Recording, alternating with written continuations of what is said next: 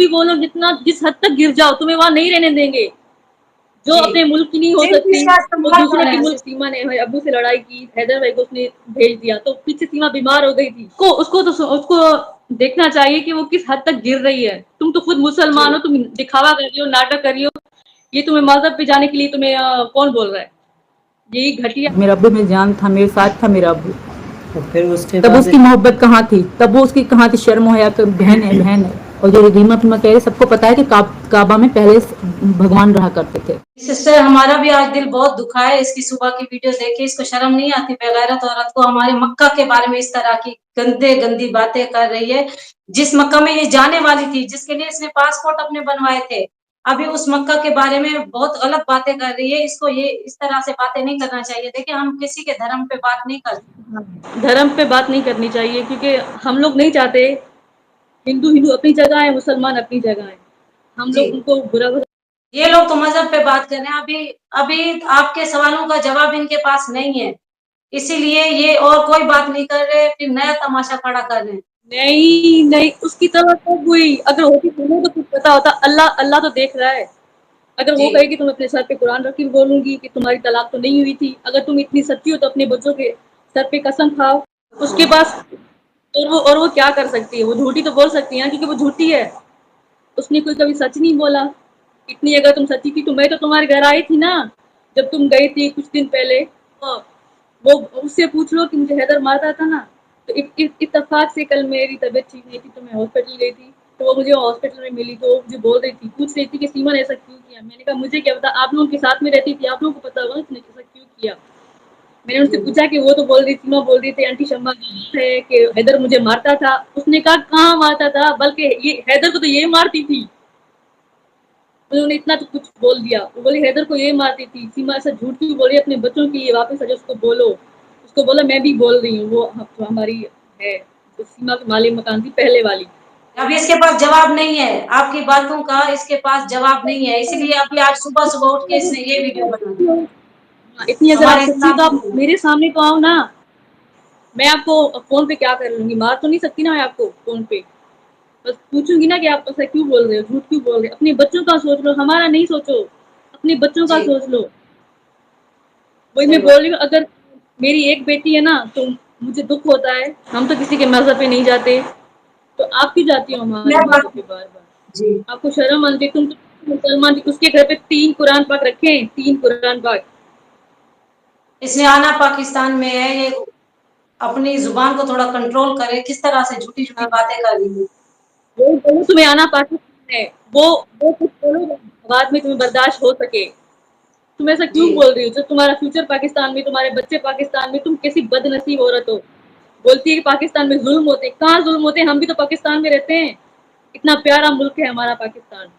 पता नहीं लोग उसको क्यों इतना बुरा बुरा बोलते कि पाकिस्तान ऐसा है, पाकिस्तान इतना अमन का मुल्क है। पाकिस्तान में कहाँ जुल्म होता है? हमें भी पता चले कहाँ जुल्म होता है पाकिस्तान में। लेकिन हाँ, कुछ घटिया लोग होते हैं, वो पाकिस्तान में भी होंगे, जैसे एपी सिंह इंडिया में है। इसको डिवोर्स भी नहीं हुआ, फिर भी झूठ बोल रही है और मुझे दूसरा डिवोर्स हो बोली कि गया। पता नहीं कौन सा वो न्यूज वाला एक है, बेटी 4 साल वो बोल पहले रहा है मुझे कि छोड़ के जा रीमा को भी चुका वहां है। मारा जा रहा है।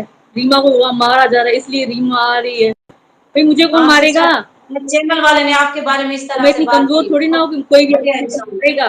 कौन मारेगा? हम तो हैदर भाई के शुरू से। रीमा को कौन मारेगा? रीमा को पता है कि रीमा का तो मोबाइल है ही नहीं। ये रीमा का तो मोबाइल रीमा के शोर का है, रीमा का शोर के साथ है। तो मुझे कौन मार सकता है? मेरे घर वाले तो इतने है ही नहीं तो मुझे मारेंगे आके। कौन मारेगा मुझे?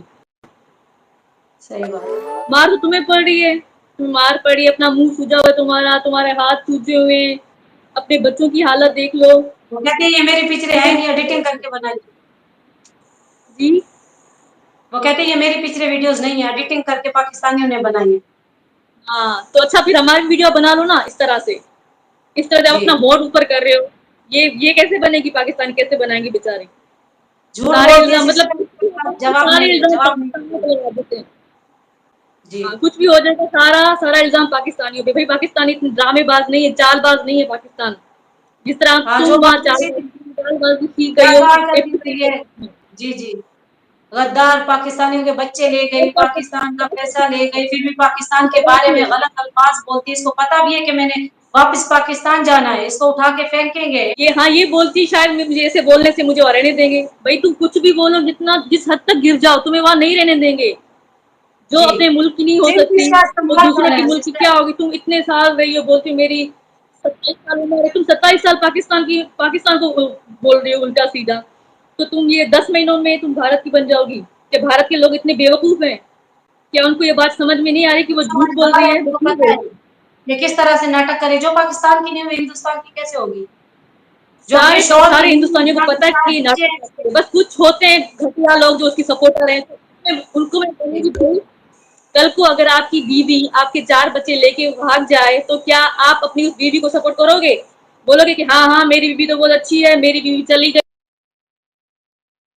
तो हैदर की तो ये बीवी है ना, उसके 4 बच्चे हैं ना, वो उल्टा सीधा भी हैदर भाई को भी बोलते हैं कि हैदर भाई तुम क्यों गए थे सऊदी, फिर तुम्हारी बीवी भाग गई, किस शर्म से अपना मुंह दिखा रहे हो। अभी तो क्या जी बिल्कुल, दुनिया में बोल दे कि कितने चलो लोग मेरी इस बीवी वजह चलेगी से हमारी चलेगी। फैमिली सुखी हो जाए, उसका यही कसूर था कि इसको सुखा करने के लिए गया था कि ये पीछे से खुश रहें, हाँ जी अच्छे हाँ। से खाएं, अच्छे से पहने, अच्छे से लेकिन पढ़े।